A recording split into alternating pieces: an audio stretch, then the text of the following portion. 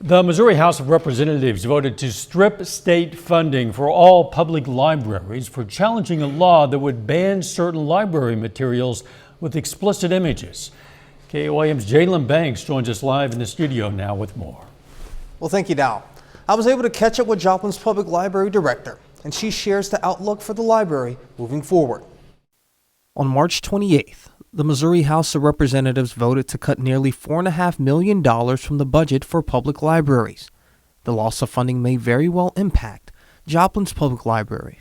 Zeroing out of that funding amounts to $35,000 for Joplin alone. The total of that is $4.5 million. The $35,000 that we lose would definitely affect our community.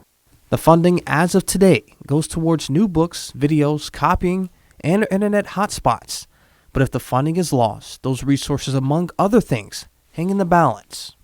It could affect staffing. So if we have to try to figure out how to funnel more resources into our collection budget, that has to come from somewhere. We already spend a chunk of our money on staffing. And so when you think about $35,000, that's a position, a full-time position, or that's two part-time positions that we may have to consider eliminating. State Representative Lane Roberts says cutting the funding was a difficult but necessary decision. Not a pleasant decision, not something any of us really liked. I don't like being in this position. On the other hand, I completely agree that the decision that's been made in this lawsuit is irresponsible, and there's a level of accountability. I mean, you don't just wrap yourself in the cloak of righteousness called library and feel free to do whatever you want. Roberts assures us that the ban is not on books, but on specific images. The idea that we're somehow banning books, there are no provisions in this bill that says you can't possess the book, buy the book. There's no crime. Should not have sexually explicit material, specifically images, that are available to school children. It's no more complicated than that.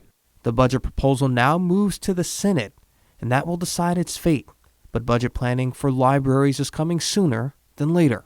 We have already started to work through a little bit of the process to just decide what we will do if we don't get the money. We have to start working on our budget within the next couple months, so it will become very important very soon.